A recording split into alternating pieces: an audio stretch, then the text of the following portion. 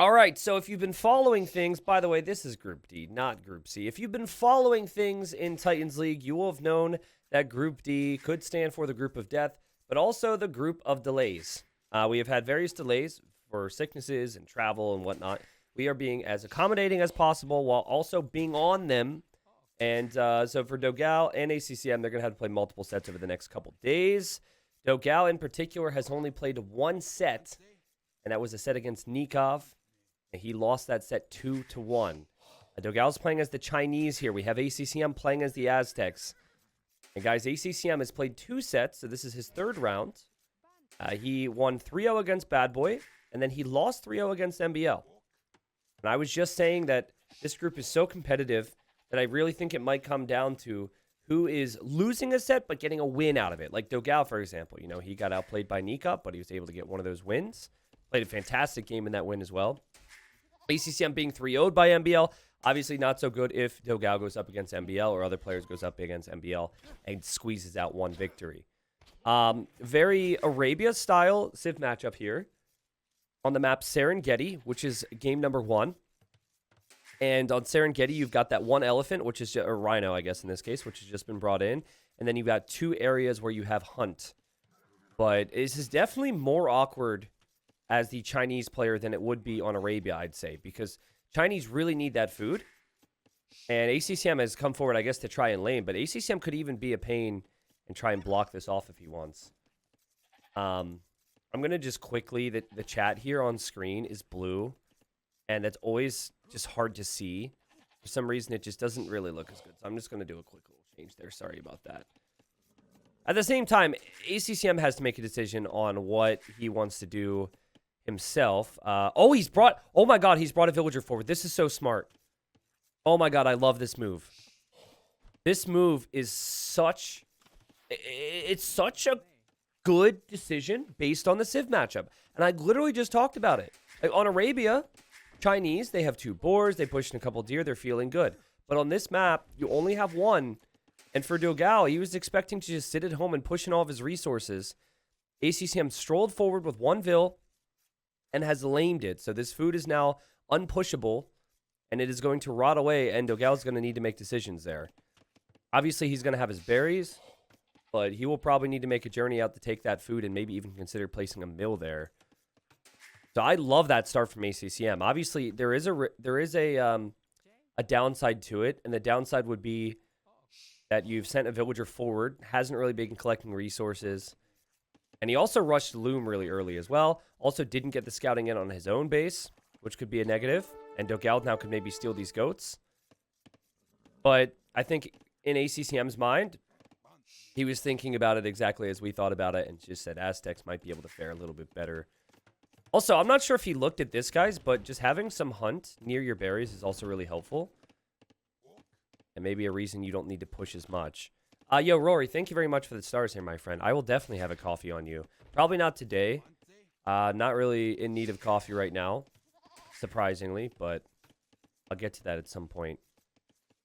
Okay, so Dogao has found 2 sheep here. He's also found the sheep here. So Dogao has returned the favor here. And it was the villager that found the sheep on the right, and Dogao says, how do you like it? I don't think this was part of Dogao's plan originally, but now here he strolls in with a vill. Honestly, it could be really dangerous for Dogao's villager because there is an eagle nearby. Eagle always a little bit stronger than a scout. Kind of surprised how both players just didn't even give that villager any attention. Like, this could have been something Dogao tried to deal with a vill and his own scout. And ACCM could be thinking the same. I mean, surely he's going to notice this. In the end, he actually was able to find some goats, and then you have Dogao walking out here.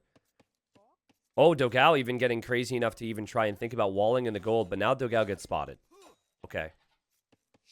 So, guys, Dogao, I think it was, had Mongols drafted, and there's so much hunt on this map.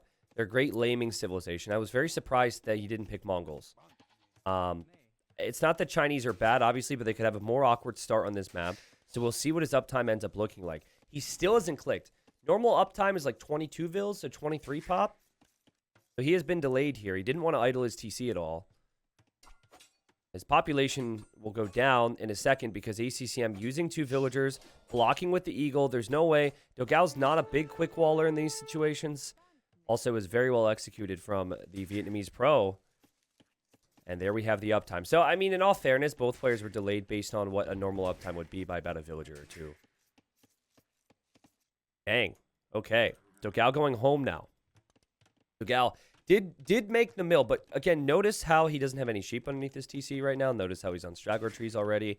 This could bring into question what he can make and if he's able to afford those eco upgrades. Starting with additional villagers with Chinese is fantastic, and having the cheaper techs is awesome as well. But he's certainly been delayed. And if you look at Dogao, maybe a little bit of paranoia, but he hasn't exactly gone forward to see what exactly ACCM is doing. By the way, ACCM just a little delayed on the house. So it would have been 140 food there had it not been lamed. There's only 90 food there now, but ACCM still wisely taking it. Even taking this as well. Also, I'm really hoping Dogao deletes these foundations because I can't, and it's just going to look weird all game. I do think Dogao has gone for the right move, though, and I think he's going to play into... Oh, whoa! He's going to play into Man-at-Arms. And ACCM had actually scouted that. They could just pass each other here. Let's see who's patrolling and who's not. Dogao is. Dogao definitely is. Dogao also using his scout against the militia. Okay, now Man-at-Arms is on the way for Dogao, and ACCM's considering canceling his maybe. No, he's not going to cancel it. He would love to save his eagle, though. And ring around the rosy here next to the rock, and all right. Now, this is a big moment in the game, right? Dogao will be on Man-at-Arms faster. Dogao will be on even archers a little bit faster, and he has the full HP scout. But Dogao is the one chasing right now, so that is something that's a positive for ACCM. Obviously, he won't want to lose the fight. He tries to go for the scout. He doesn't get the scout. Dogao kind of baiting him and tempting him right now. Behind this, we have the range. Behind this, we have the range. So will be lots of archers and skirms. Big thing to point out, though, is that there's no eco upgrades for Dogao whatsoever. I think this is largely due to the laming we talked about. That said, love the control from him so far. Dogao is a player that really suits this type of game from here. You know, going into one range, macroing behind, that's Dogao's play style. He's always been that type of player. I mean, every player in this event, with few exceptions in Platinum League, are going to be that type of player in some way, shape, or form. But it's good for the Chinese. It's good for Dogao. Dogao with some gates. And just trying his best to get rid of this, because the sooner he gets rid of this, the sooner he can move forward. Yeah, we'll see what Dogao does with this scout. He'll probably just lose it instead of going auto scout. Oh. This scout is actually going to be huge, though, because there's little spots of gold all over this map. And that's something you really need to keep an eye on. Okay, now this is nice intel for ACCM. So he'll see the blacksmith. He'll know that his opponent doesn't have fletching yet. And he will expect fletching to come in soon, obviously. But the blacksmith not being up means that he could maybe do something. And so it's a dangerous spot to be at. But he sees the ranged units are here. So here he goes. And now Dogao will see this. In the end, I think Dogao's going to be completely fine. He still has his ranged units at home. Interesting that he actually is getting the wood upgrade now instead of fletching. But I guess that tells me that he feels comfortable to defend from this. And yeah, actually, very comfortable defense. His TC got a kill. He actually knew he was walled up and safe in this area. That's a very confident play right there. To rush eco upgrades instead of military and then just still run forward. Could be risky, though. Could be very risky with no fletching. He could end up losing all of his ranged units here. ACCM was patrolling on the hill. Sees Dogao doesn't have fletching. Dogao bringing in the man-at-arms, though. And in the end, Dogao actually gets a kill. There's a weak one in there for Dogao. ACCM needs to back away to an awkward position, though, because he needs to avoid the man-at-arms. And now fletching's in for the Brazilian. All right, dude, this should be a pick-off for both players. 1-for-1 there, but Dogao's man-at-arms are still full HP, guys. Not bad control for him at all. These man-at-arms are getting some real value. Now you have Dogao in control on this side. And for ACCM, he hoped those 2 archers forward would have done something. He hoped the faster fletching would have done something. Hasn't accomplished exactly what he would want. And yeah, he's going to fall back behind his ranges. It's unfortunate, though, because he could lose both of these ranged units here if he's not careful. and does end up losing one of those. Dogao now 11 army, 5 army for ACCM. You could argue ACCM's macro is a little better maybe, but I mean, it's looking pretty darn close right now. Recs are live. This is a live one right now. We'll do some Recs for some sets later on.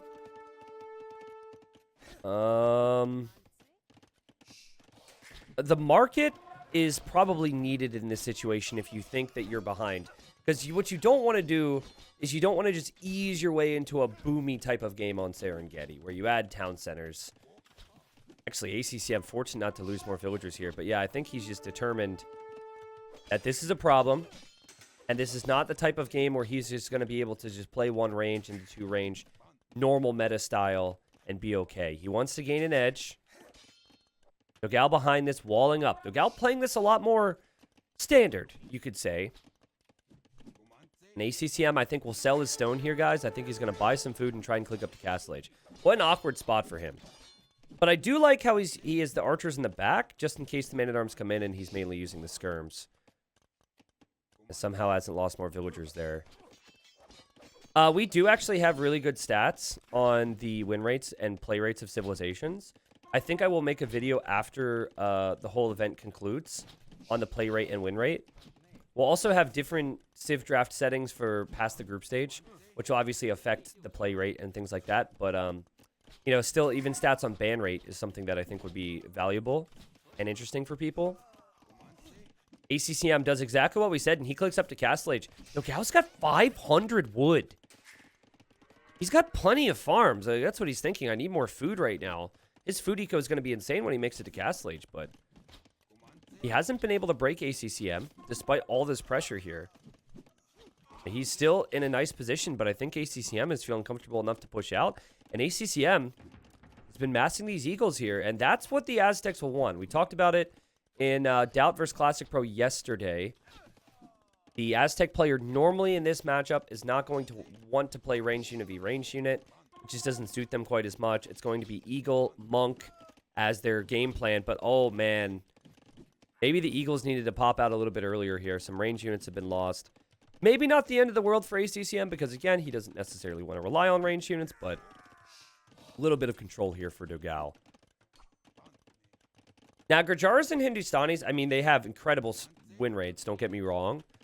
And it's just obvious if you have eyeballs when you watch them how the Civ is going to need, the Civs are going to need to be nerfed at one point. But they have lost as well, right? We've had a lot of really strong civilizations being selected. ACCM doing his best job to use what's left of the skirms to whittle down the archers. And in about 20 seconds, he's going to have 7 base attack on these Eagles, which will shred all the ranged units. Kind of funny, this is the second time in this game how the units have weaved through the stone there. And I don't think Dogao's going to really like to see that ACCM is up at this time. It's a pretty fast uptime considering how this game has gone. That said, ACCM only has 1 Eagle remaining now. He's going to get Eagle Warrior, and I think he really needed to get that armor upgrade. I think he thought he had it. And now he clicks it. And if that armor upgrade would have been in there, could have made a big difference in that fight. So, I brought up the farms earlier. Dogao's food eco is going to be nuts here. Like, absolutely insane. Also, he's played very safe behind this. He's known for this. Lots of walls. Double stable. Also has a few range units still that he could upgrade. I mean, honestly, I think Dogao's position, as long as there isn't a hole, I think it's going to be fine. There's the monastery for ACCM. He's on 3 barracks right now. Those Eagles will keep flooding forward. And there he is with one of those Eagles, hoping to break through into Dogao's base. Could easily do so. Clearing up some of the archers. In the end, Dogao won't be bothered too much. He's just keeping this group out here. And ACCM with some nice micro. Would love to see this Eagle go scout the rest of the map for relics, possibly, because you know you're going to want relics as Aztecs. And he also sees the stable. He does lose the Eagle, but he knows now that his opponent is going to be going for Knights. But cleared up a lot of ranged units, which could always be helpful for Dogao in clearing up some of the monks later. And also kill a villager there. The 22 kills, 22 deaths, now hitting the gold. Dogao's about to have the Knights. ACCM still streaming those Eagles forward, but he has to be a little more careful now because Knights are a very good answer to these Eagles.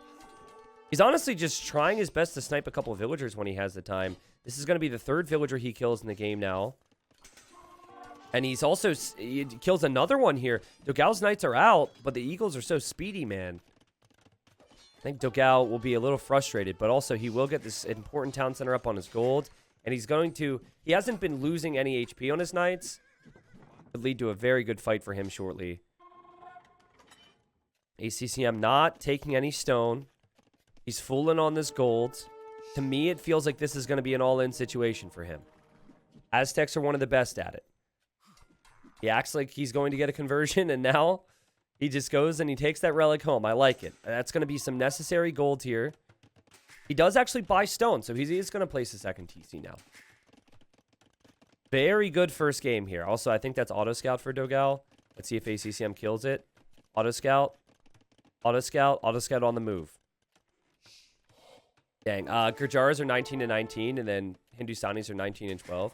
Yeah, you know, Civ win rates are a tricky thing, right? Because you could also, then have to compare, like, what players are we talking about as well. Some players are able to get the most out of certain civilizations. And obviously some players are going to be favored regardless of the civilizations. But man, that's so many eagles! That's so many eagles! Sorry if I was loud there for a second, guys. Dang, also Biscuits, what's up? Now, I talk about this upgrade a lot, okay? But I really would like to see Sanctity come in at some point for ACCM, alright? Talk about it all the time, about how it's important to get the HP on your monks. Just remember I brought it up, if that ends up becoming a talking point here.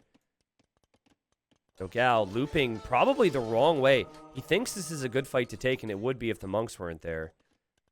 I think he knew the monks were there, and there goes relic number 2 for ACCM. 33% more gold per relic for the Aztecs. 3rd TC for ACCM just to protect his wood. And what a perfect time for that, too. Look at Dogao. He shows up. He's probably like, what? Where is he? What is he doing right now? This eagle's scouting for relics. This villager's going somewhere. There is actually a relic over here. And it is 56 villagers versus 55. My goodness, are these guys good.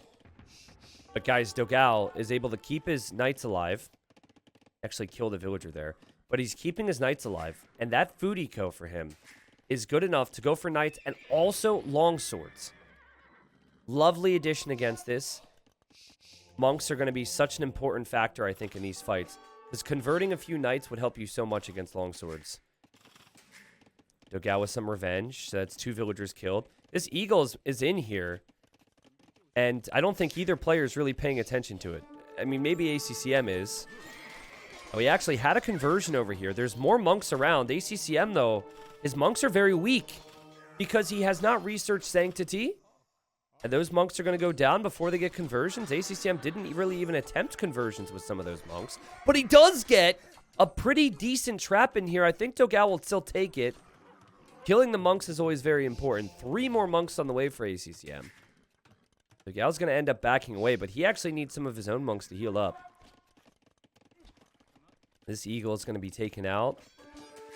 I thought ACCM was all in. Somehow he's booming. 30 eagles. 2nd monastery now. He knows how important those monks are. He's going to run out of gold really fast, though. Like, he does not see a lot of gold. I want to look at Dogao's base. He does have better scouting of gold, but he doesn't actually have any gold in the back, and he doesn't see this one, which feels like the most realistic for him to take. Okay, wait a second. Those eagles need to get out of here fast. Oh, God. Fervor. There you go. He's getting fervor for the monk speed. He needs to leave, I think. Maybe he sees the longswords don't have many upgrades. And Dogao clearly thinks that he can't take this fight. Wow, I'm surprised ACCM is fighting this right now. I feel like, I mean, the initial fight was good. I guess that's not bad in the end. He killed a lot of longswords. He now has the monks coming in.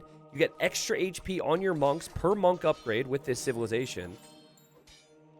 And so he's at 35 HP now. And wow, the conversions are coming in. And ACCM, he did lose 10 eagles there. But he's still controlling this game. 3 relics now for him. Also should be able to eventually see the 4th relic. Also sees plenty of gold. Dogao, this TC is important for his gold. He's just placed that there towards the south. Probably not an area ACCM will ever look, but ACCM is going to commit everything he has to this area. Guys, this game couldn't be closer. The Eco KD is 4-4. The overall KD is 46-45. The Army comps are both very good, but the Aztec Army comp Snowball is probably the most potent, the most dangerous. Dogao, knowing that, is going to try and just ignore this as long as possible and then go for a counterattack. And let's see what he can do with this counterattack. I think ACCM is expecting those Knights to be back here somewhere. And the Knights from Dogao are going to find a ton of kills. Wow, what a counterattack from him. And now ACCM's like, okay, I have to attack him. But ACCM can't run in because there's longswords there and there's a TC. Wow, that was a crazy counter. Killed 11 villagers there in that raid. Still, though, those Knights are pretty weak. And this is a lot of monks. Here you have a fight for Dogao. You have a fight for Dogao. ACCM not converting. I want to scream he doesn't have Sanctity, though. Like, you got to realize he shouldn't be losing monks ever as Aztecs. He shouldn't be losing monks ever. He would have so much strength on these monks. He gets conversions, guys. And the Knights are all very weak. And honestly, I got to shut up about the tech. I'm sorry. I got to shut up about the tech. Who cares? The monks are still healing. The eagle number is still pumping. 26. It's only 6 or 5 or 4 or maybe soon 0 longswords. And Dogao also only has 3 Knights. The KD is amazing for Dogao, but the KD can be amazing for you against the Aztecs. And you could still end up getting overwhelmed. It's so easy for them to spam units. And that monk-eagle combination, man, even with longswords and knights, just seems too hard to stop more often than not. Dogao falling apart at the moment, guys. It's not looking good. He can't pressure any of the golds. His eco's idle. I feel like his best effort was put into this one in terms of his play style, but also with his army composition. Should he maybe have researched more in the way of upgrades? That's what's going through my mind now. Like, maybe he needed to have the additional armor upgrade. Maybe he needed to have attack earlier. Now the Eco KD is 18-17. And it's 91 villagers for ACCM and 65 for Dogao. It's so bad for Dogao that his TCs have essentially been idle here because he has to put all of his resources into villager production. We talk about the Chinese as being ridiculous very frequently, but Aztecs, when they go all in Castle Age, still one of the best civs in the game. Very few civilizations have a strong answer. And great recovery from ACCM after how early Feudal looked. Remember, he lost the man-at-arm engagement. He ended up somehow defending from Dogao when Dogao had that hill at his base. And the guy's economy, with the exception of horse color, has really been impressive, to say the least. Again, we'll find this relic down here, which is huge. I'd love to imagine that this is possible for Dogao right now, but I just do not see it. And I love ACCM's infatuation with the monks here. Like the healing aspect. I wish we had a stat and capture rate just showed how much things heal, but the healing aspect has certainly paid off. The relic collection is going to pay off for him. But actually, he sees all relics. He could end up with all 5 relics here. Even TCing another gold. There is definitely some level of risk to picking Aztecs on a map where there's not as much gold. But, you know, that's... If you control the game, obviously you're going to be able to control the gold. So that's kind of the position that he felt he was going to be able to gain from this type of attack. I mean, Dogao doesn't think that he's 40 villagers behind right now. He doesn't think he's 50 villagers behind right now either, which is actually where he's at. ACCM's production has been nuts.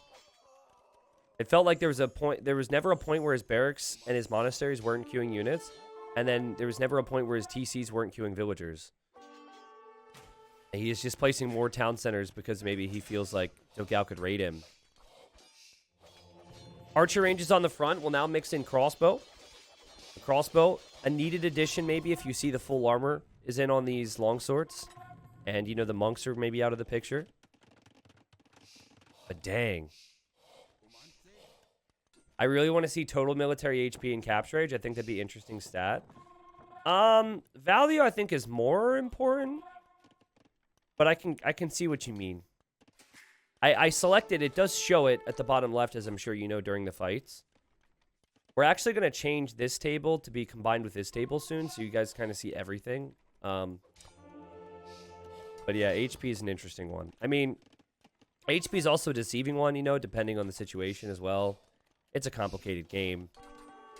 But things have slowed down here only because ACCM has the lead, and Dogao's trying to claw his way back here, guys. But what an important win. Dogao with some quick walls.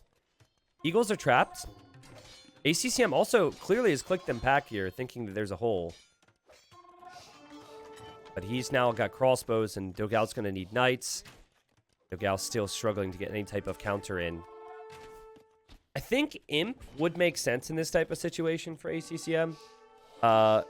He's got enough army right now where he should be okay. It's just sad for him that his Eagles are separated from his crossbow buddies right now.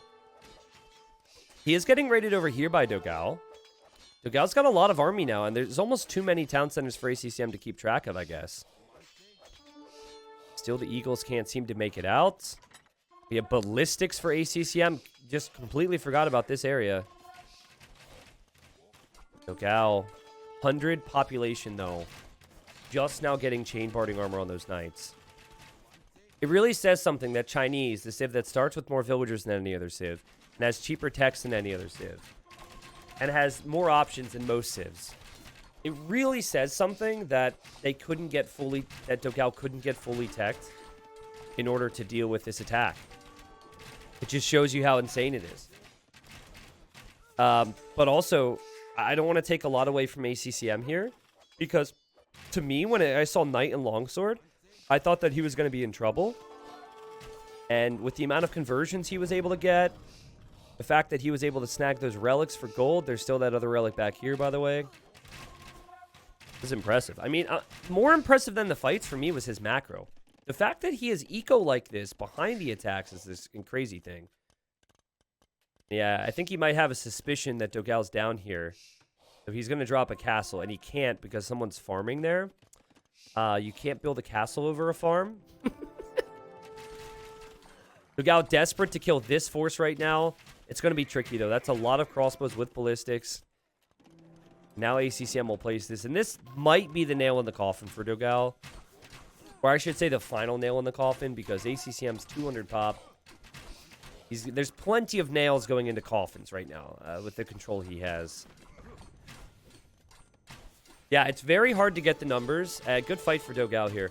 It's very, very difficult to get the numbers against this type of push because, oh god, murder holes time, ACCM. Murder holes. Seriously, though, you have the university. You just got ballistics. I think murder holes would make a lot of sense. Oh, Dogao needs a shot. He misses, though. The Eagles take out the siege, and this is a very bad fight for his knights. And feels like he's needed a good engagement. He has not been able to find it. The crossbow's getting value. But yeah, you can produce spearmen and eagles in feudal. Knights you can only start producing in Castle Age. So that's the problem. And that's why it was so important for ACCM to firstly make it to Castle Age faster, but also defend from that attack from Dogao. Like, there was a point, if we look at the military numbers, let's see, military population. This point in feudal age, Dogao had the initiative. He had 3 men-at-arms with full HP. He had more ranged units, and ACCM was able to hold on, get to Castle Age faster, and then you can see things started to really spin around. Economically, ACCM destroyed Dogao, and the game was very close. I don't think Dogao took bad fights. You look at this KD, and you just start scratching your head, like, how can I beat this Civ? Dogao kind of had the right idea to sometimes you have to avoid that death ball. And he got some good raids in, but it just got to the point where there was way too many eagles and too many monks. I think the monks were the key. Again, I'm like real big on monks right now, more than I ever have, and real big on sanctity, and I'm sorry if that annoys some of you guys. But like keeping your monk mass, particularly with this type of play, is so important, and I'd love to see how many conversions did ACCM get? 12 conversions. Now, that could have been 12 knights, right? I think he got a longsword or two, but 12 knights is a lot of resources. You don't have to invest into the upgrades. They do that for you. And then that's before we even talk about the healing aspect. So ACCM gets a very important win. Again, Dogao's got quite a few sets to go through. ACCM has already played 2 sets. This is his 3rd round. And ACCM has only, quote-unquote, 3 wins. after 2, so he's going to be happy to start off the series like this. Alrighty. So as I just said, I have been really obsessed with the Britons. Ever since I saw the Piper... Wait, no, that's not it. The Diaper? No, that's not it either. The Sniper? Oh, I think it's the Wiper. Ever since I saw that Wiper guy play Britons on Golden Swamp, I've been reminded of how strong they are. They have the sheep bonus in Dark Age, which would apply to the water buffalo here as well. Water buffaloes are tankier sheep. There's a lot of food, so take advantage of that, and that's huge. But, you know, they play into land. I think they can play into land, mix it up on water, be very strong if they get those archers out there later on in the game. Oh, Viper, that's his name. Okay, my bad. Dogao has gone for the Britons as well. We saw Britons from Leary the other day. I think this is a civilization that's definitely in that top 3, top 4, whatever you might say, with Golden Swamp. In the blue, we have Lithuanians for ACCM. And Lithuanians also top tier on any map that I think has some water incorporated. And you're already seeing ACCM is able to go to wood a little bit. And I mean just a little bit earlier than he would normally do. Some players will even go to wood right away with their villagers because they start with so much food and they don't need it. He clearly is prioritizing food a bit more than usual. Actually, I think their dock times will be similar. Because Britons collect their food faster, you can get away with having 5 on food. Okay, he's got 6, actually. So, never mind. This villager doesn't want to work, though. And I'm sure Dogao's really happy about that. He's... Come on! Dogao, dude, you're such a good player. You don't realize that she's stuck? Okay, there you go. It took him a second to figure that out. If I were to make predictions on how this would open up, I would predict a drush from the Britons player. Pre-mill barracks into a few militia. If the opponent is fishing, you can use that. And you can try and take out their fishing ships. Behind that, you can go feudal age, and then you're asking a lot of questions of them. They might say, okay, this guy's going to go archer range, so I've got to add a barracks with my wood, and then an archer range myself to defend from that. And all of a sudden, if you sneak a dock up on the shoreline, you could be going for water. So I just like how the drush gives you early control. I think Britons are one of the best at doing it, but I don't think you necessarily have to do it with the Britons. I think you can do it with other civilizations as well. Civs like Japanese, Lithuanians, Persians, any type of civ that has bonuses that can lead to early docking, you probably want to take advantage of the early docking, which, to be honest, ACCM hasn't really done, by the way. He could have gone to wood a bit earlier. But yeah, civ that doesn't have a ton of flexibility to go for water bonuses, maybe you won't have to do that. All right. So here we have the second elephant being brought in from ACCM. God, there's so much food on this map. There's so much food. I know the middle is enticing because it's salmon out there, guys, but still. You can see why players just don't need to focus on the middle quite as much. Let's see if Dogao scouts this here. Also, a very narrow island in the middle. It's very tiny compared to your average-sized Golden Swamp Islands. But as I'm sure you guys have heard, okay, it's not the size of the island that matters. It's how you use it, all right? And Dogao sees precisely what he was looking for. Villager goes home now for ACCM. If you're going to dock, I've got to question the delayed lumberjacks here with Lithuanians. But maybe he wants a really fast feudal time. And having the fishing ships earlier, that might leave you more exposed, perhaps. I don't know. But at this point, he's collected 10 food, and he's already getting hit. So, yeah, his feudal age is going to be strong, and yeah, he is walling up, so he knows the pressure's coming in. But I guess we'll see. You know what? You know, if you think about it, though, he might be able to get fire galleys and galleys faster due to the fact that he's faster to feudal age now. So there's pros and cons to it. But yeah, Dogao, happy with his drush so far. He's made full 3 militia. Sometimes you'll see players just go for 2. And it's very difficult for ACCM to keep his fishing ships alive. This is a lot of work. And must be super annoying. So now you have someone going up, and the fishing ships are dying. Like, I'm telling you, man, drushing the middle, particularly with Britons, I think could see it with other civilizations too. It is a very strong strategy. Both fishing ships have gone down. So let's see. He collected... I don't even know if he collected the food from the salmon that he picked up, because I think his fishing ships went down holding the food. Wait, so what happens there? Do the salmon... Shouldn't the salmon go back into the water and swim with their friends again? Shouldn't the food return to the sea? Why has no one discussed this before? Maybe it has been discussed and I wasn't part of the discussion, but now I'm here. So, hi guys, and this is an important time to talk about this. I mean, maybe the fish were dead. Maybe they chopped their heads off already. And, you know, they're just, like, kind of floating around down there, but I don't know. And, oh, whoa. No way. Oh, geez. ACCM's got to be so annoyed with himself. He did so much work. There was so much effort to get these walls down. And now Dogao is in his base. And now he has to go for more walls. Dogao, I think, is just going to go fast castle, by the way. I'm not seeing any indicators that he's going to do anything fancy. Obviously, this really disrupts ACCM. He won't lose villagers to it, though, so that's impressive. He does have a barracks. And here he goes with villagers. It makes me think he's going to go for a range. And yup, there he goes. But so far, I am just not impressed with what the fishing in the middle has done. Let's look. Economy. There's a distinct difference here. This is insane. Because part of it is you send so much on wood and so much on gold to be able to win water and go archers that you're neglecting some of your food as well. So Gal will be very happy. He's killed 2 fishing ships. He doesn't care if there's more out there right now. The biggest thing for him would just be defending from what's to come. All right. So we have a blacksmith at home for ACCM. Here he comes with Vills. We could definitely see a tower for him. Okay, he's going to place a tower. Dogao, realizing it's just a scout, not too worried. We'll see just the Vills. He might even choose to fight. He cannot counter tower right now, so I would actually consider fighting that back. But I think he's expecting there to be some type of army, and he would be correct. Oh, wait. Okay, no, he's not expecting there to be army. Now he's going to push this back with villagers.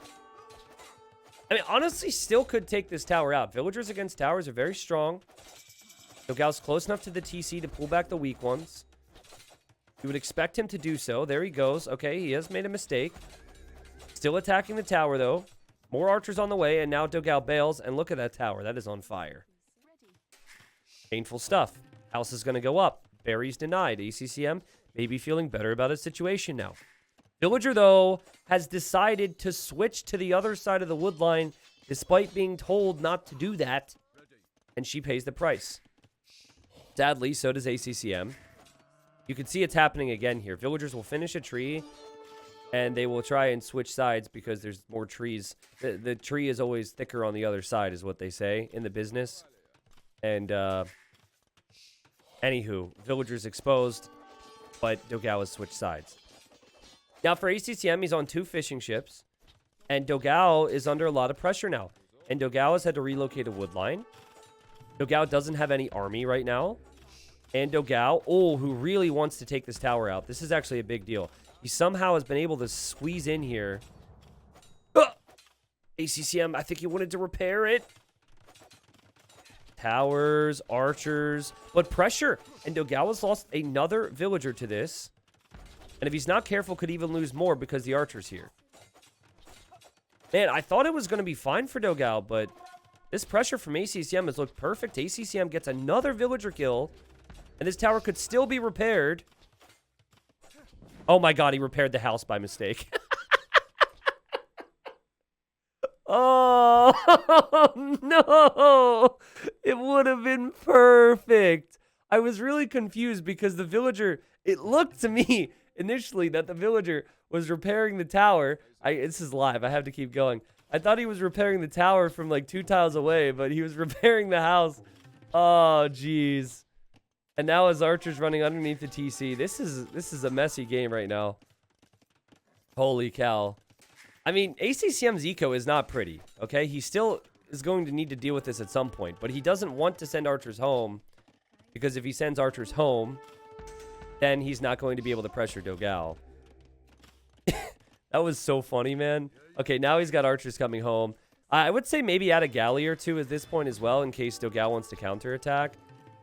I would love ACCM to make some outposts and maybe get town watch so he would know if Dogao ever wants to sneak out. Because look at this. Dogao showing up here as the archers. He will end up taking down this tower.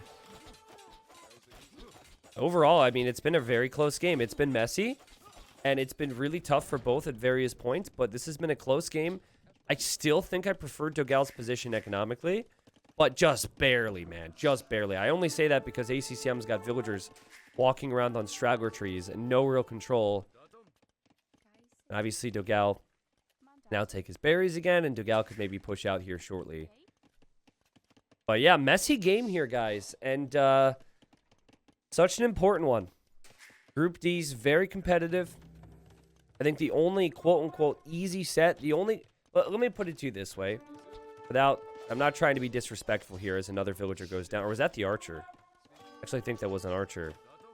But if you look at this group, the only series where you should look at it and say this player is probably going to win is the series against Bad Boy. That's the only one. Another tower gets denied. ACCM really starting to take losses now. But again, he's pressuring the berries. Yeah, like, Bad Boy's the only player in that group where you look at it and say, okay, X, Y, or Z players should beat them. But Bad Boy's no slouch. Bad Boy's a good player. He has not, unfortunately, gotten wins yet. He's lost 6 games out of 6 against, 3 against Tato and 3 against ACCM. But no matter how you look at it, like ACCM versus MBL, MBL versus Dogao, Dogao versus Tato, Tato versus Nikov, Nikov versus Dogao. No matter how you slice it, it should be pretty close sets every time.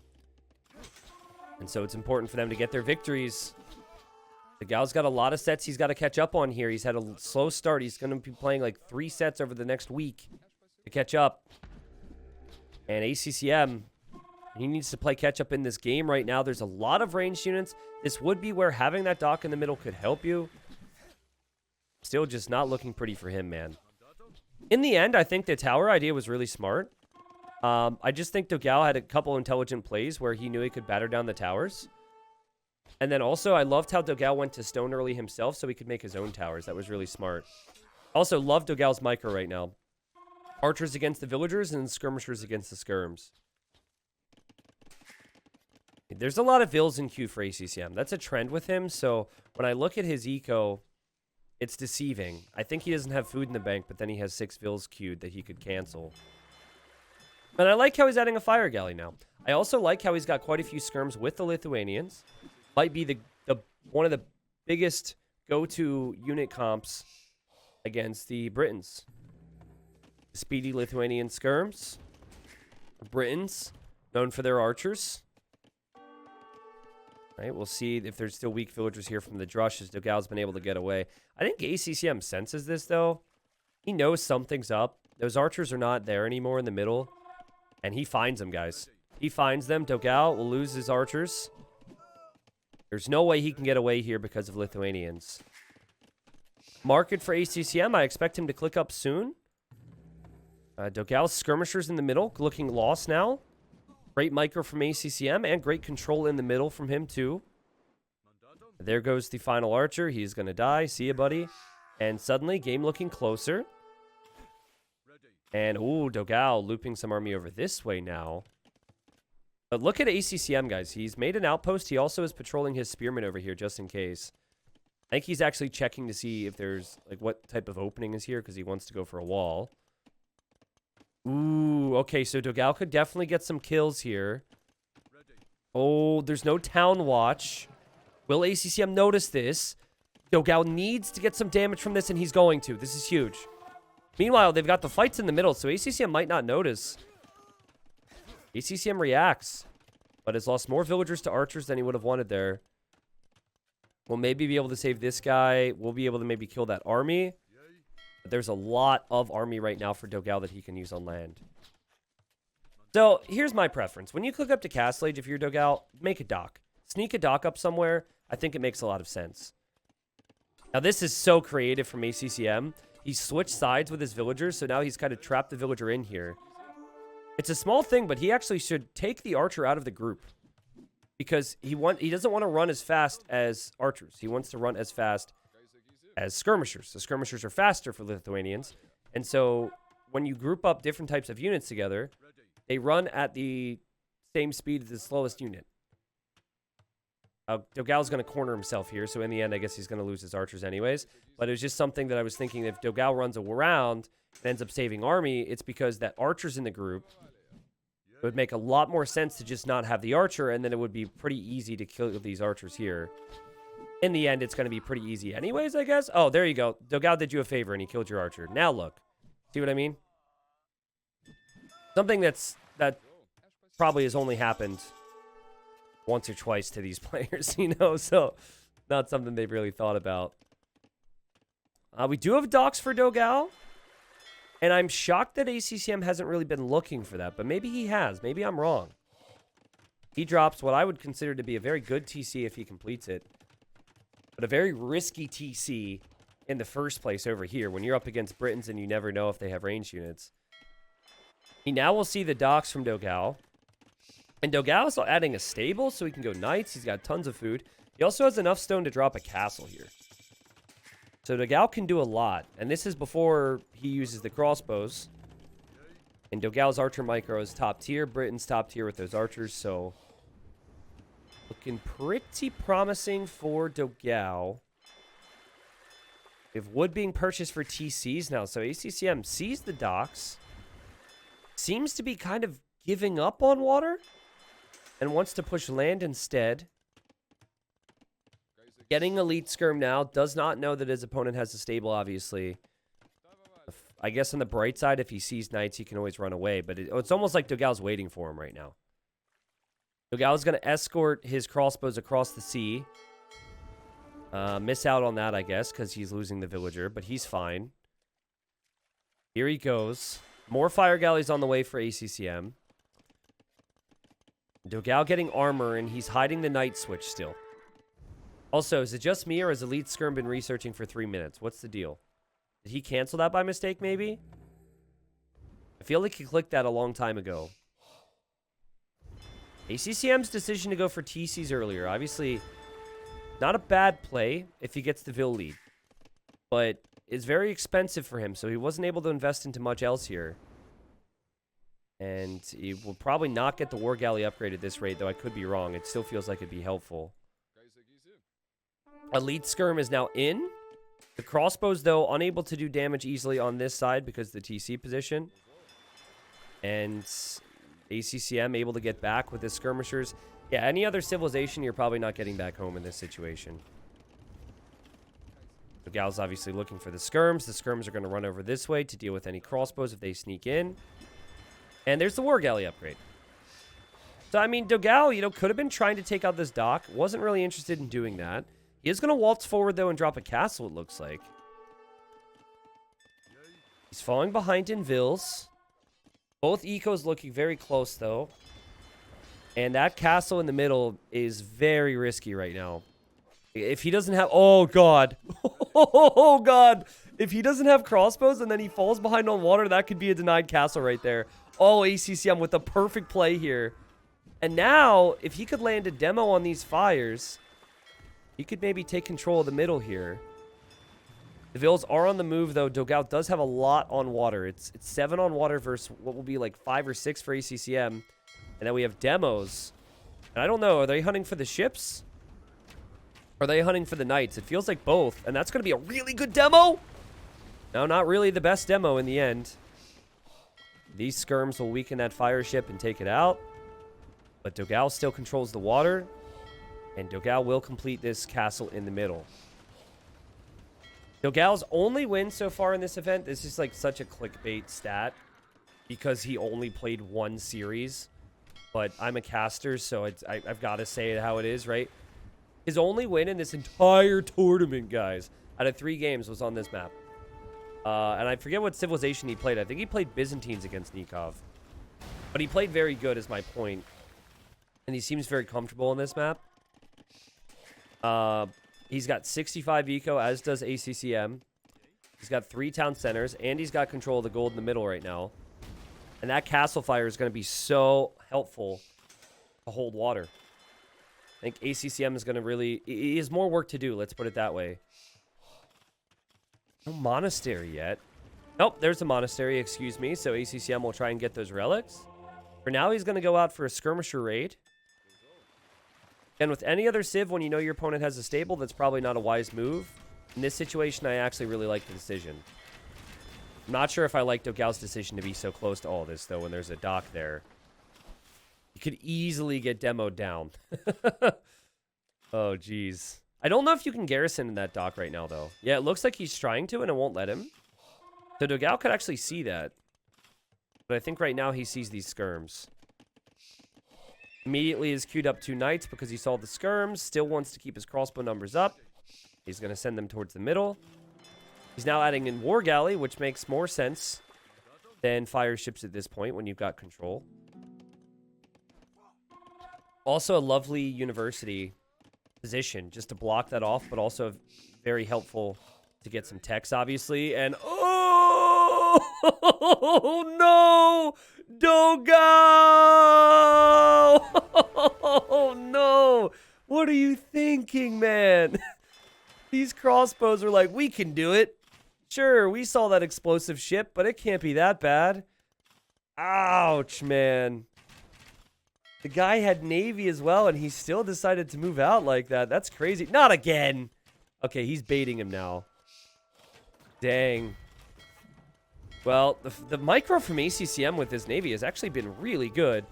He does need to get out of here with these skirms, but being able to pull the demo back and also use the fires against the galleys is looking quite nice for him. Also has one of the relics, and that archer range was deleted, I believe. But in the end, again, the castle position, having lots of range units with ballistics soon is going to be really tough for his opponent to break another demo on the Knights. Nope. Knights run away. They say, not today, pal. Actually, that guy, he wanted to die. He's had a rough life. He just said, you know, just... He's so upset now. He's like, I'm in so much pain. Just finish me, skirmishers. Finish me. Oh, my God, this castle, though. Oh, my God, this castle. Will it go up? There's so much Navy out here for Dogao. Looks like the castle will go up in the end. Some monks had gone down, though. Speaking of, this monk is going to bring a relic back home. And I think we're about to see the Imperial Age. And it would make sense for both players, right? Both players having a castle towards the middle. Really hard to deal with castles at the moment when the castles are this close together. The monk sadly doesn't get the relic back home. But yeah, trebuchet is obviously going to be one of the things that you want to go for. Now we get Sanctity, ACCM? Okay, so we don't get Sanctity when we've got 8 monks with Aztecs. But we get Sanctity now when our opponent has Navy. Got it. Probably just didn't think of it in the previous game. Obviously won the previous game. No problem, no Sanctity. Monks are actually going to be an underrated addition here because you need a little bit of help on the water. But he fought before Sanctity. So okay, there you go. So his monks died very quickly. Is taking some of this gold in the middle, but most importantly is actually adding docks here. So I like that decision. And wow, did Dogao not know about the castle, or is this just a pathing thing? I think he tried to click units down here, and some of them decided that was the best route to take. And currently, he's pressuring this town center. I'm sure he's very happy with the fact that he also denied that relic as well. Lots on wood and lots on gold for both players, and plenty of gold to work with at home, too. We have a castle from Dogao that will also help him in a Trebor situation. And also will help him secure more stone, which he needs. That is a lot of Navy from Dogao, though. And it's just not really contestable for ACCM at the moment. Like, he would need to have at least 10 more galleys, and even still he's having problems. Speaking of docks, thank you for the dock video. You're welcome. Yeah, it's been something I've been meaning to make a formal video on for a long time. And I was surprised at how many people watched it, honestly. The feedback was also amazing, so I'm happy with that. ACCM's like, if I'm an imp faster here, I can do this. And he hits imp, and he's like, let's go, baby! Let's go! Oh. Oh, God, he is an imp as well. Okay, that's not good. That's not good at all. Obviously, this gold's not going to be too easy to take either if he loses this position. Interesting, he doesn't open up with the treb. So he's investing everything he's got. Well, now he's getting a treb, but it seems like he's investing everything towards Navy. Will lose this town center, though. And I mean, Dogao's got docks. Dogao's got a similar Vil count. Dogao is just going to be slightly faster to the punch here. Even getting Galleon, the only thing he doesn't have would be chemistry on the way. But then again, he does have ballistics, which is always going to be helpful in a ranged unit engagement. So, you know, this game is played out back towards the middle, and Dogao, he's got everything that he needs and wants right now, I'm sure. Galleon now just on the way for ACCM, and you can see what ballistics does. As these ships flee, they're still getting hit. No ballistics for ACCM. This could be the game. I think Dogao has really turned it around here. Game number 1 was obviously a highly contested game. It was very close. But he showed in this game how the Britons can be played on this map. He ignored the water for a while. Focused on the crossbows, which he still has, by the way. There's still crossbows around. He's actually taking a decent fight over here and switched it right back onto water. Smart thinking. Obviously has trebuchets right now. That tower probably won't have too much of an effect against his ship, so he doesn't need to care too much. Actually, the worst part about it is he's just patrolling into the tower instead of the enemy ships. Also, kind of taking a bad fight here, Dogao. He's not patrolling with everything he's got. Suddenly, it's looking a lot closer than it was a moment ago. Still, the crossbows are out. These crossbows benefited from those ranged upgrades. ACCM will probably need to mix in some skirms now when he really needs to put all of his resources towards the middle. Dogao is pretty close to another castle. He doesn't... Well, he's actually not repairing this castle, so I was going to say he doesn't need to repair it. He does kind of need to consider it. But he has the other castle here, and he's got stone behind it, so he'll be fine in that regard. And he just seems to be hoping to take out the castle. Weird to me that he hasn't repaired, though. He will actually keep it up. It's only been 1 treb from the enemy, so maybe he calculated it. A treb on flat ground will do about 400 HP's worth of damage, so he's okay. Chemistry now on the way for him. Obviously, a lot more repairs needed for ACCM. Still has crossbows running in and out of his eco, forcing lots of idle time. And yeah, ACCM has put up a good fight in this game, guys. But I think it was far too messy in the early game. He's playing a lot of catch-up in Castle Age. He wasn't able to do enough to Dogao. Dogao was never really hit, if you remember, past that early feudal point. He was always defended. Had the eco nice and early. Had the water control nice and early. I think early Castle Age, Dogao is feeling like he's going to take this one. And what an important win. Again, for Dogao, he's got a lot of sets upcoming. And he's a big name here. He's big, but the group is so competitive that in my predictions, I think I actually predicted that Dogao would be one of the players relegated, which is the crazy thing to say. But that's just because of how competitive Group D is. Dogao gets the win, ties it up, and showing me and maybe many others that they're wrong about him. But guys, you know, when you think about ACCM's game, even if the game plan is something that I overall think is, even if the whole docking early game plan is maybe something that I disagree with slightly, because I really like the way players are playing it with the militia.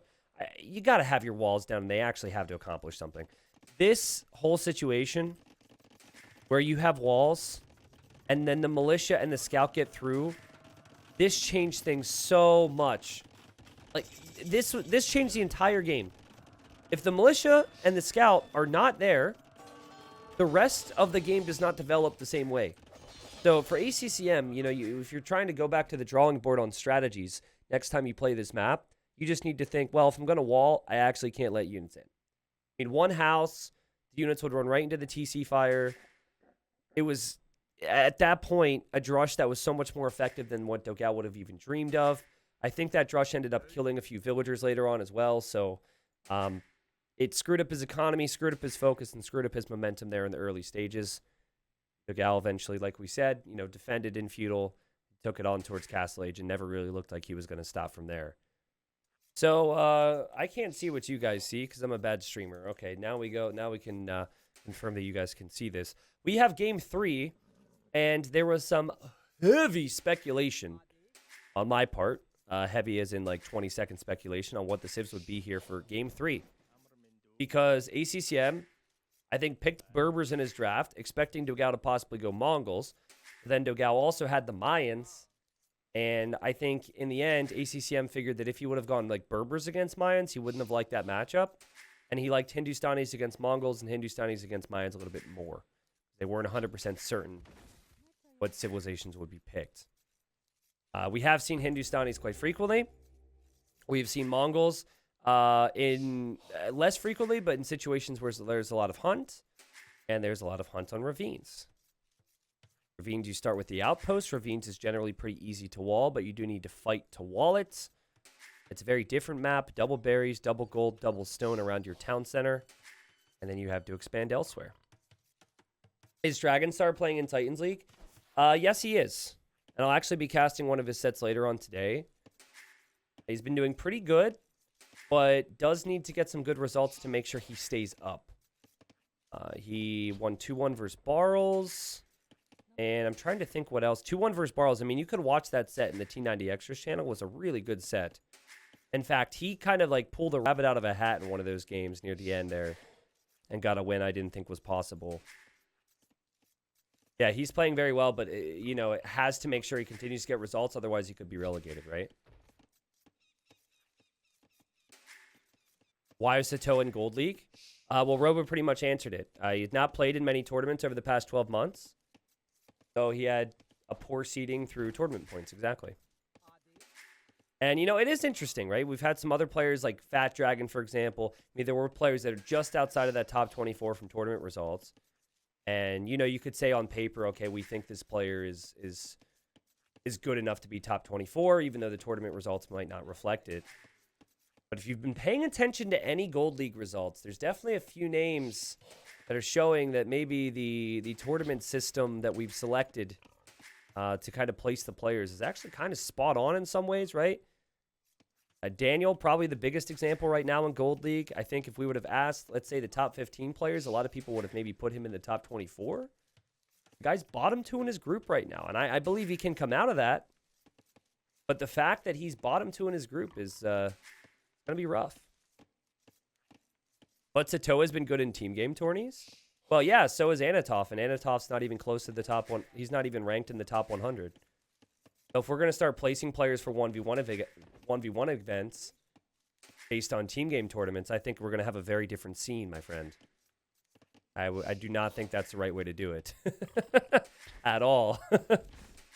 Trust me on that one. I think we're probably just going to see scouts here. I'm trying to think through the strats. I mean, it would make sense with Mongols because you get all the food. And it would make sense with the Hindustanis because you have the cheaper vills and you're also expecting some type of fast opening from your opponent. Early walling from ACCM, I like that as well because Mongols could be up a little bit faster than you. And it makes life easier if one of the sides you have is walled up. And Dogao has not really chosen to do that.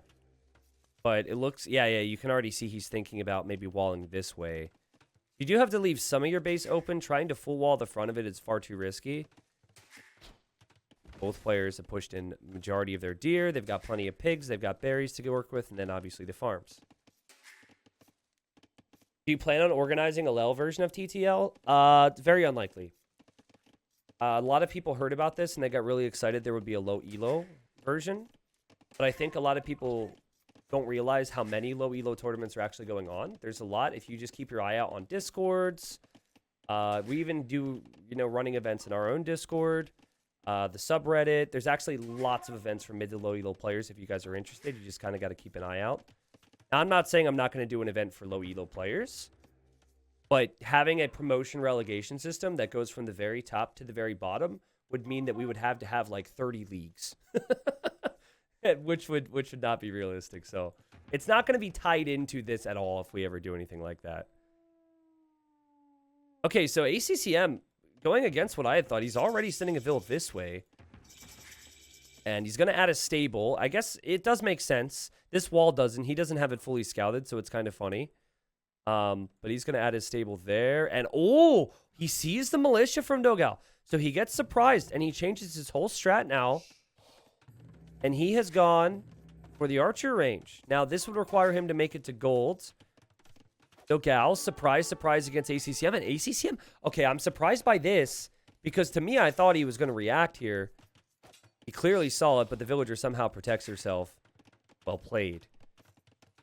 I love ACCM's decision, though. Well, first off, I love the man-at-arm decision from Dogao because players are just assuming an awful lot right now. You're assuming it's going to be scouts. He used all that food for something completely different, and he's going to have archers on the way. But I also love how ACCM wasn't stubborn and how he decided to switch out of scouts because of this. Also, this spearman getting some hits is always very nice. That outpost will go down, which I guess is some damage there for Dogao. In the end, ACCM is going to place the mining camp. It feels like that mining camp is 2 tiles away, though. If you really zoom in on it, it's tough because of the hills, but I think that's a really bad mining camp. Now, what ACCM will normally try and do is he'll want to pick off the archers as they run forward. If it's just one archer, the starting scout can deal with it. So sometimes you'll see someone in Dogao's position add a spearman there. And see, he's just waiting. And then meanwhile, he's got an archer and a spearman at home. I think there's no hole here. I could see why you would think there is one. And look at the spearman there. That's so good. So good from both players. Dogao, oh, he takes a hit to the spearman. That hurts. Second hit he's actually taken. But so good from ACCM to know that Dogao would go in for the archer. How is Stark doing in the Gold League, by the way? I think he's gotten wrecked every single series. Like, I think Robo just said it a lot nicer than I did, but I don't think he's won a game. So, yeah, he's not doing very well. Fletching on the way for Dogao. He hasn't killed any villagers. And ACCM probably feeling pretty happy with this situation right now. I mean, obviously, does not have control over the game. But could gain control over the game. Dogao has a lot more ranged units, though. If Dogao can get in before the walls are up, I think this would be massive. But having the weaker scout means he probably won't be able to block off any walls right now. And I think this walling villager, while it was risky, is actually one of the most important things that ACCM has been able to do. Because if he had to wall all of this right now, it'd be a problem. He should know that the army number is pretty high right now for Dogao. He did have an eye on it with his scout. And we'll see. Is Dark playing still? Yeah, Dark is doing pretty well. I think I put him in as one of the players that I'm favoring to get promoted. But he is not first in his group, actually. That group as a whole. I would suggest watching my roundup video for what's been happening in Platinum and Gold. It was near the tail end of that video that I talked about Gold. But it's actually been Ganji. That's right. The player who's played in Regicide Rumbles. The player who doesn't play a lot of 1v1s. Ganji's top of that group right now. And I think he 3-0'd Dark as well, which is crazy. But now Dark should be fine. Dark's a really good player. Double range now for ACCM because he knows this could get out of hand for him. I'm impressed with Dogao, though. He's been one range this whole time, and he has so many more ranged units. I wish Capture Age had a way for me to click a building and see how idle it's been. A military building, not the TC. Because that's a big thing. Keeping one range producing that more frequently than your opponent can lead to a situation where your opponent feels the need to add a second range later on. He's just taking out the outposts here. And I will be covering some more Gold League when I find time as well, if you guys are interested. There you go. You have the range units from ACCM finally catching up in numbers. Also has the scout here. Scout is going to be the target for some of the units. So that scout is mainly distraction here. The range units from Dogao are on the way. And I said all these good things about him, but now he's falling off here. Great job from ACCM. Again, to defend in this game. But then also to switch his strategy completely. Here he is with skirms and a spearman now, and he goes out. Dogao, he's quite a few archers in this mix, so he won't be too happy to see the amount of skirms. In the end, though, I guess the skirm number is going to be pretty high for Dogao, and he's going to back away right now. Is this Auto Scout? Auto Scout! ACCM!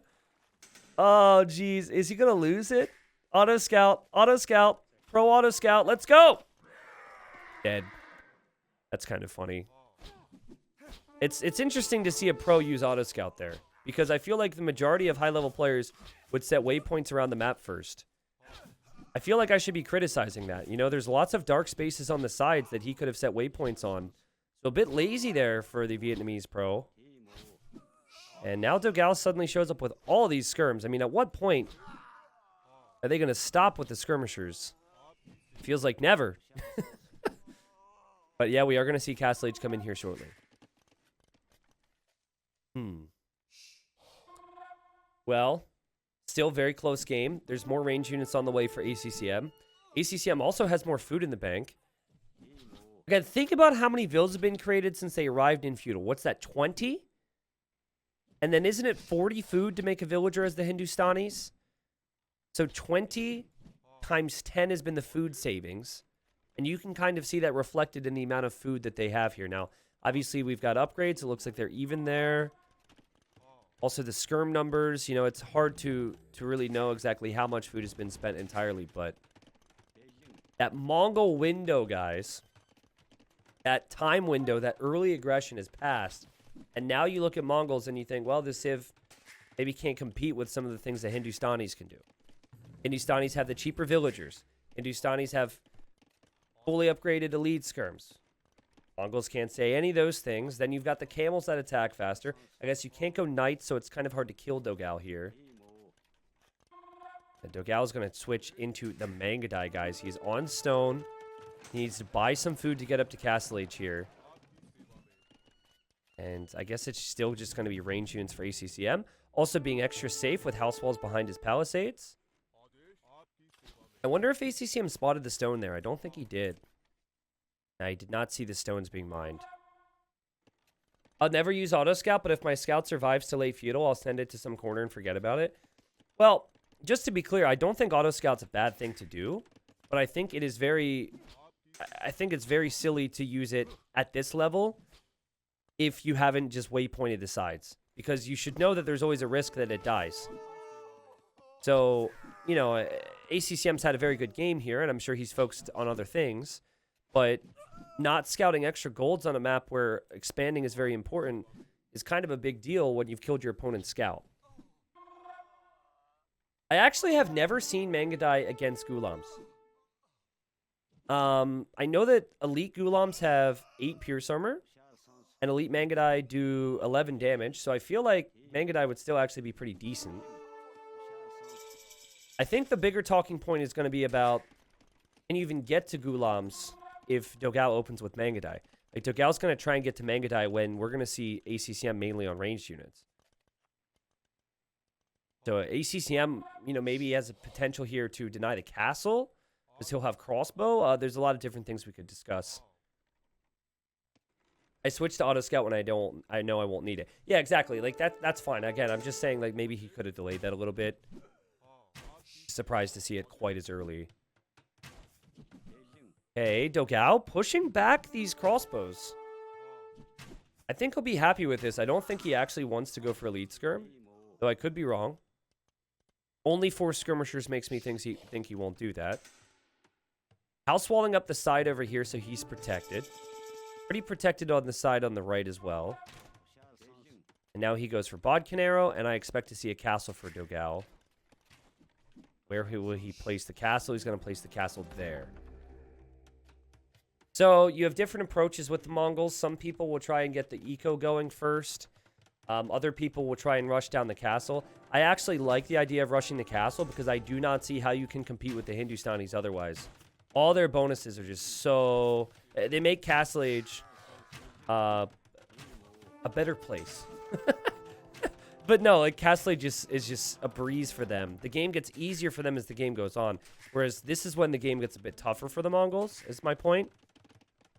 Love the town center position from Dogao. I also love the castle position.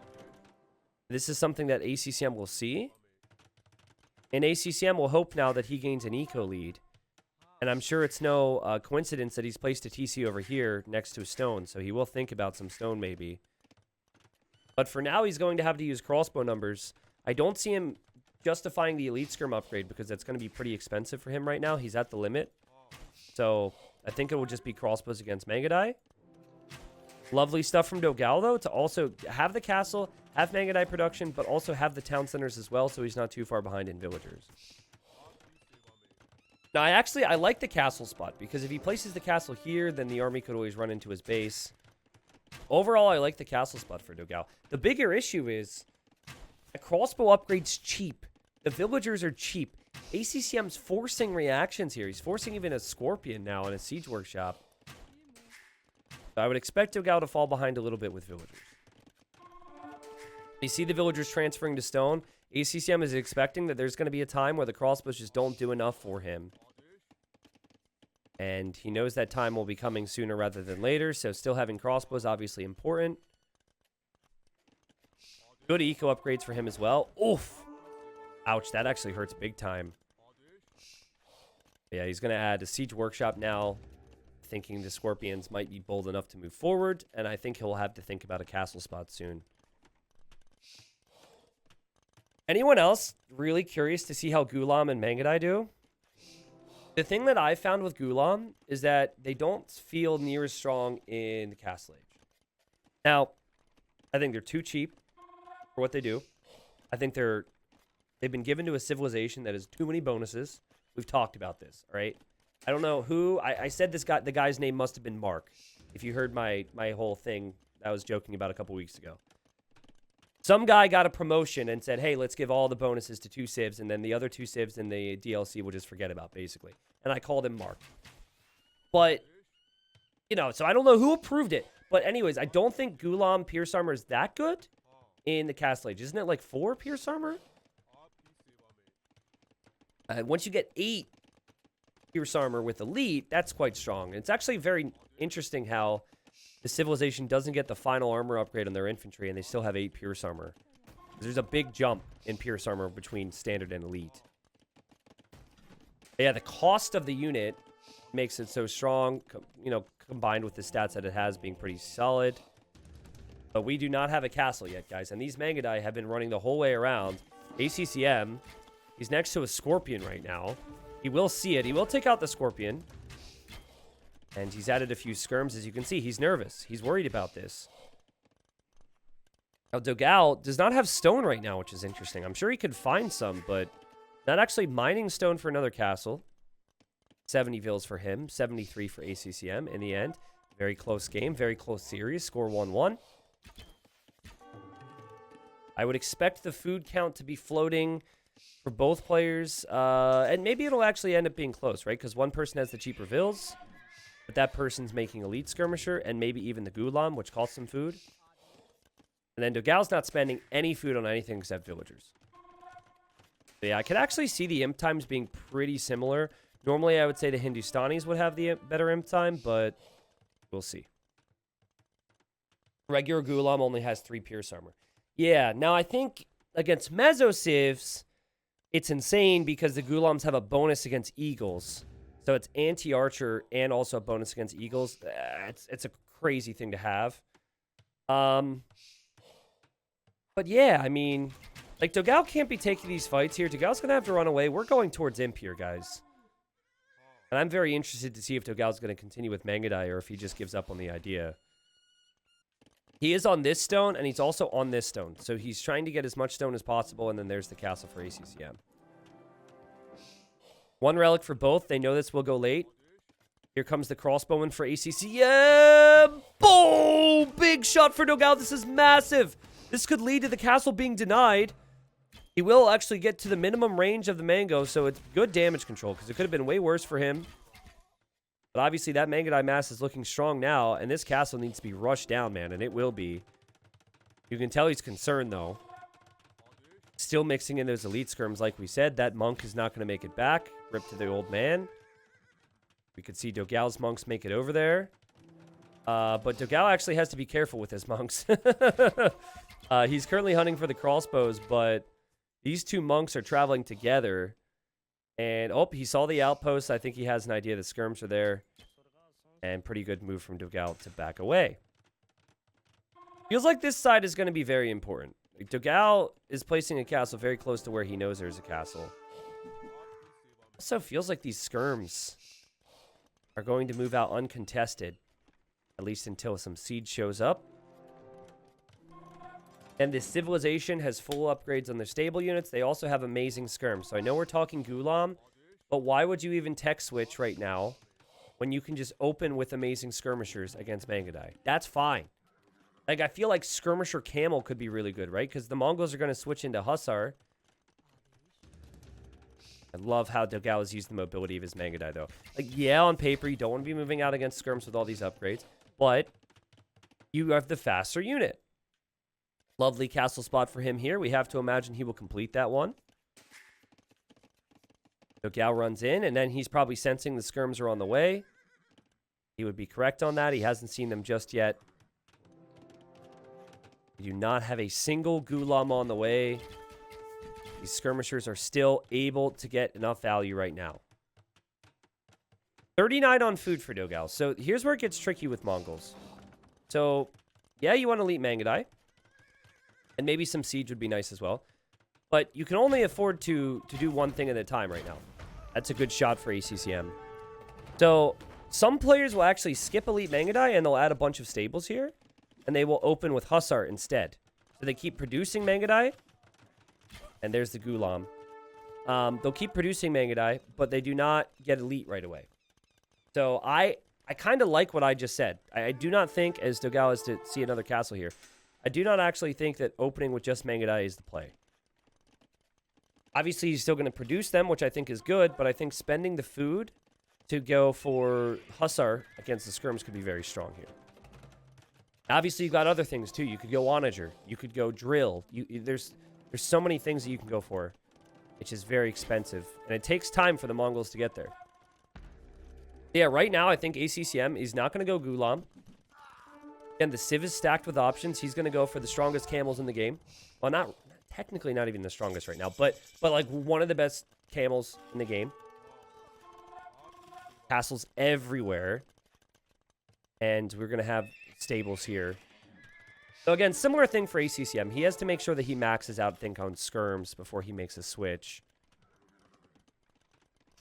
Now, the benefit of not going Gulams here is that you do not use your castles for producing something other than Trebs. You know your opponent needs their castles, but you do not need your castles to produce your strongest military option. That's a really good idea. I also love the stone idea for ACCM because he doesn't want Dogao to be able to threaten him on the side. That said, Dogao will threaten him on the side. Dogao, there's still a gaping hole for the Mangudai to run through. Dogao getting elite Mangudai. Is elite Mangudai worth it here? We will find out in a moment. The Trebs are already on the way. And Dogao, I mean, I guess the skirms are also on the way. Dogao has run in with his Mangudai. So there's these very lonely trebuchets over here. These things are close to full upgrades right now. There's no skirmishers over here to protect. The Gulam also just trickling over there. ACCM with quite a few house walls. I don't think there's a hole here. He's going to bring his skirms inside. And he's also trying to wall behind desperately. But guys, Mangudai, they have a bonus against siege. Look at 2 units. 2 units taking out a Treb and boom. So the whole running in thing has been worth it. But will they make it out? Panic. Villagers, if you build fast, you're still probably going to die. But if you build a little bit faster, your friends won't die. Actually, no, that's not true. Actually, your friends still won't die. We just expect you to build this so we can kill the units that killed you. Thank you for your sacrifice. We'll see if that even happens. There's heavy camel here, though. The Trebs continue. Fully upgraded skirms. Camels that attack faster. Villagers are dirt cheap. We are seeing one of the best civilizations in post-Imperial Age in the Mongols, just simply not being able to compete with the options and the time windows that ACCM is able to hit right now. These Mangudai have been trapped. The KD for Dogao is actually incredible, but is he able to stop this? He's lost that castle there, guys. He's just now getting Thumb Ring. He's got plenty of food, but if you were to make that stable switch now, there's camels, so it's very tricky. I like how he's still running around. A lot of players would just give up. He probably will now, but that has at least given him a little bit more time. And he is also going to add the stables on this side. Now, for Dogao, he lost the castle on the right side. But guess what? He's been focusing mainly on this side with his castle numbers. So he felt this side was secure. And his eco is looking really good. At least the resources he's floating is not bad. And if he gets anywhere near a trebuchet, he can melt it. And boom! Gets it. No problem. I don't know if he wants to be taking this fight against the skirms, though. ACCM skirms will likely leave his base somewhere, so here come more skirmishers. I still like the idea from Dogao to go for Hussar. I think, like, the Mangudai is your killer unit. You need some type of a buffer. While camels attack faster and everything, it is still not great against archer numbers. Mangudai numbers, at least, in terms of surviving. They still melt to the Mangudai. There's also not a lot that doesn't melt to the Mangudai. Said, is this a cost-effective fight for Dogao? Probably not. Has to leave the area. Does have the stables pumping now with Lightcav. Like this little raid here for ACCM, who's got 3 relics. Also, does anyone know if he got conscription? I'm not 100% if he got conscription, but I think he did. I love how he senses that Dogao's tech switching, and he just forces Dogao to react. He's like, okay, well, you're not going to deal with me? Good, you're going to lose a castle then. Always trying to pressure. I love that. Also, I love how Dogao's been able to sneak over there and get that extra gold. I also love how ACCM runs in here with the camels, and now Dogao's moving out. Here are the Lightcav. They're about to get Castle Age armor. That's all the Mongols get. Now, they do get more HP, though. It's tougher work right now for ACCM, as he has to focus down the Mangudai. And he's trying his best to pack away the trebuchets, but look at the Mangudai. Boom, takes that trap. Boom, take this trap. Boom, take the next trap. No problem. See ya. Stop taking out my castles, man. Still, though, does Dogao really have what he needs to push yet? Or is he just going to run into castle numbers? Because there's castles everywhere for ACCM. Dogao still has 2 castles. He's going to try and add a 3rd on this side. Still has a lot more stone. Do you go Gulams now, guys? ACCM seems to think it's an option. He at least, it says he has 2 in queue. Or maybe I'm wrong. Yeah, he does have 2 in queue there. I honestly don't know, like... I'm not 100% on if you go Gulams. Again, the damage is 8 plus 4, actually. I think I said 7 plus 4 earlier. No, 8 plus 4, so they do 12 damage. The Mangudai fires what feels like instantly. I don't know if the Gulam has enough Pierce Armor and HP. It's tricky, man. And also, not having Imperial Camel means you're not fully maxed out at this point. Love how Dogao's playing this one. And it makes me so happy, as we have had a lot of conversations about Hindustanis and a few of the other civilizations that have been doing so well. Makes me so happy to see the classic Mongols choice showing what it's capable of here right now. Don't they have a bonus to cap? Well, I just don't know if they'll survive, right? I don't know if they'll survive. Like, that's my issue. Speaking of survival, ACCM's clearly desperate at the moment, and he could lose all of his skirmishers. He needs to be very careful. We have Seadram on the, or Capdram on the way for Dogao, sorry. But the guy has 36 Mangudai. ACCM clearly distracted. I like the idea because he realizes that Dogao's exposed. And if you take out Dogao's food eco, and maybe it could be a problem for Dogao. But this is probably just opening up the next opportunity for ACCM because all of his army is going to go down there. Now, this seems to be the area that ACCM is most vulnerable in, and he knows it. He doesn't want to have to deal with a Hussar raid. So he went for Fortified Wall. I don't know if he'll be completely walled off, but he's trying to. Also has noticed this gold, and he's going to drop a castle over there. This is something that I think, had he not auto-scouted, he would have known about a bit earlier. But still, finding that is huge. Dogao reacting to. Dogao's main force is now in the middle, and Imperial Camel is now in for ACCM. So now it's Imp Camel combined with Heavy Skirmisher. Sorry, Elite Skirmisher. The Imp Camels still get one-shotted by the Mangudai. This is nuts, man. The big thing for Dogao is gold income, because he doesn't have access to much gold right now. He's got this gold, and that's it. Obviously, if he runs out of gold, he's going to be stuck on mainly Hussar, and Hussar could be dealt with by the camels. So this is an important castle if it can go up. Dogao maybe realizing something's happening there, or just checking the gold. We'll see if he denies it. Meanwhile, Dogao with Rams running into more walls, a few Gulams here. They don't have many upgrades, but it's just something to take out the Rams. And Dogao's going to deny the castle with the 2 Mangudai. Dang, what a sick play to send 2 Mangudai over there. Because he's got so many other things to worry about. Also, I think Dogao's kind of reaching the point where he could just start sending Hussars into ACCM's eco. ACCM is not walled here. Feels like that would actually do a lot to ACCM. ACCM really building up towards a death ball right now. But he doesn't quite have the numbers that he needs. He is popped. But it doesn't feel like 35 skirms and 17 camels is really going to match up against 40 Mangudai and 20 Hussars. I think this castle will actually complete. ACCM sent 3 camels to deal with the 2 Mangudai. So that should go up.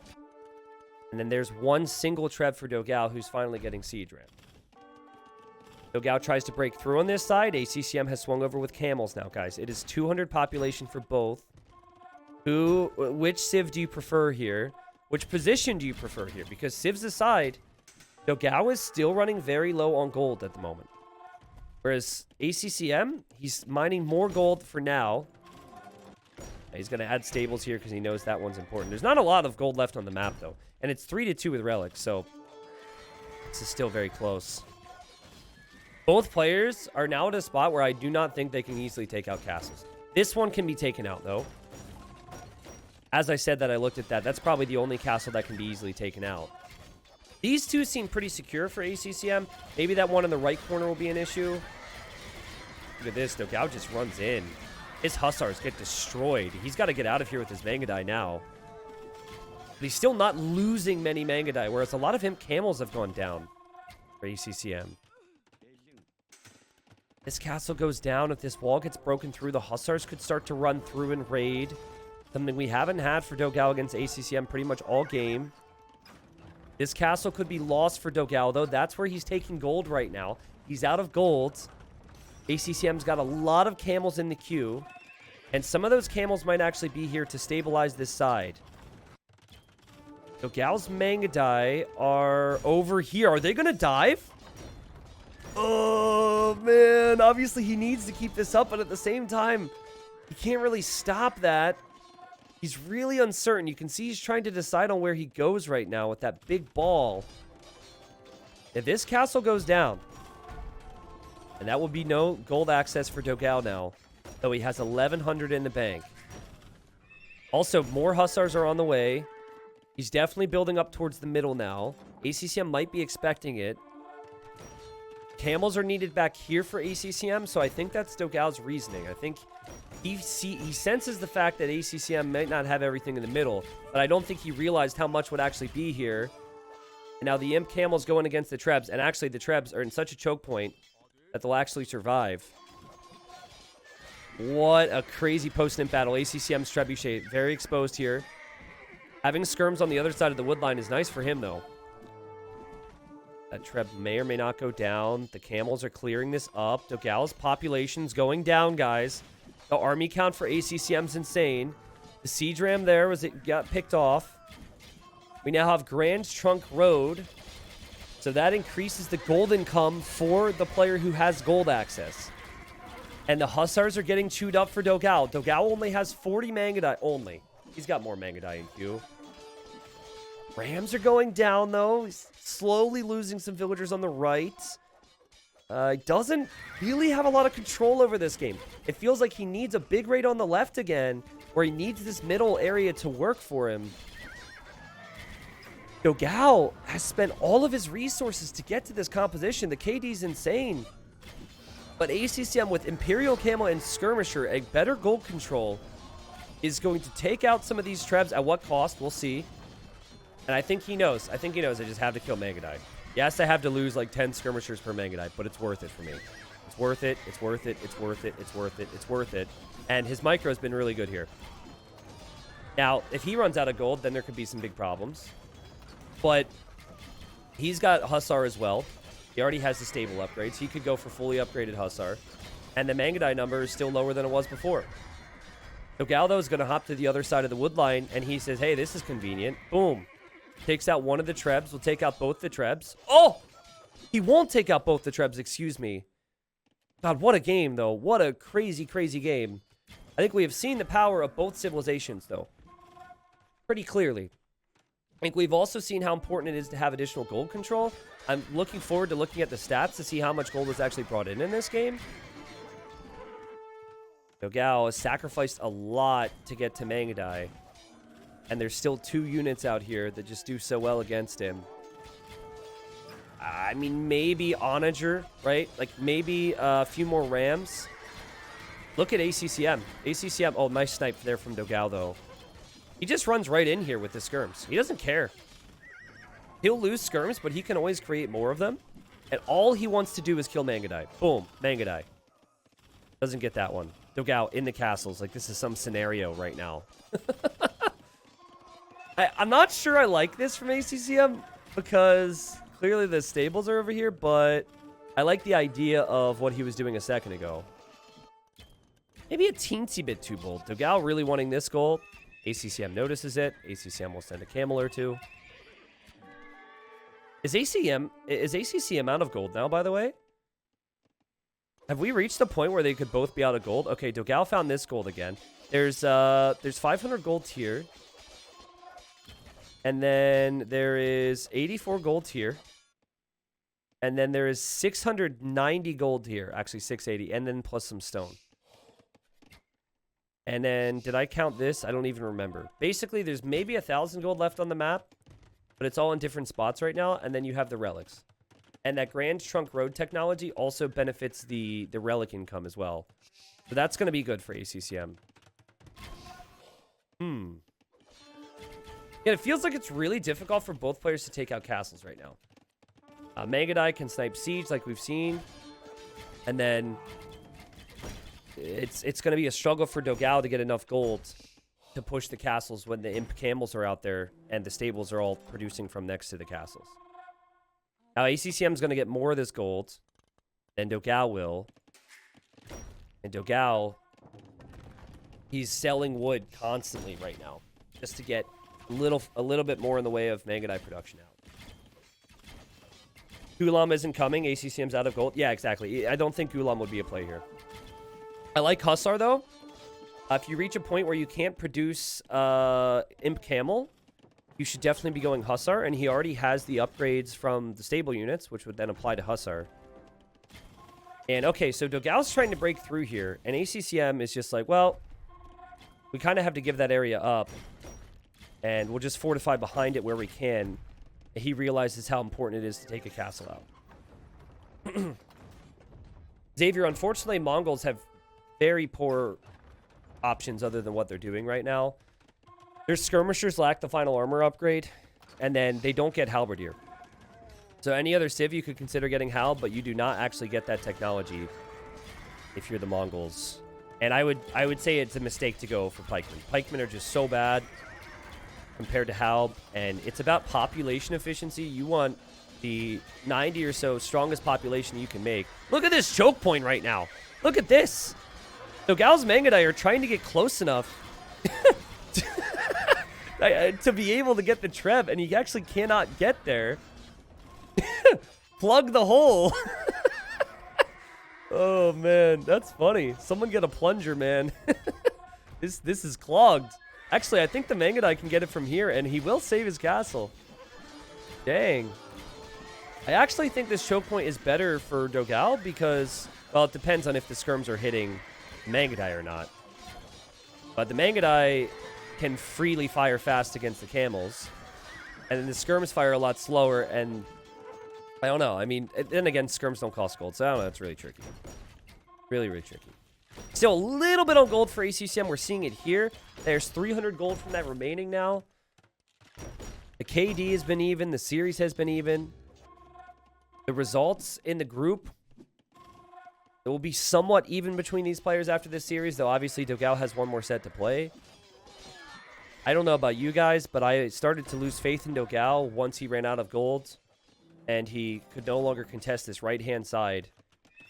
I feel like it is just going to get more and more difficult for him. It is nice to have Mangadai Ball, and it is nice to have a little Ram Rush coming, but ACCM clearly recognizes that he can cut this off. Like, this is not something that really matters that much. He's got the rest of his eco over here. Also love the idea that he's starting to think of raiding Dogao. Dogao's going to make a big raid on the right side soon, I think. I think he wants to maybe make a dash over here. Even dropping a castle here is pretty smart for ACCM, just in case Dogao gets through with Mangadai. Very, very tough to justify making siege to go for castles right now, because it is likely that both players will snipe that siege.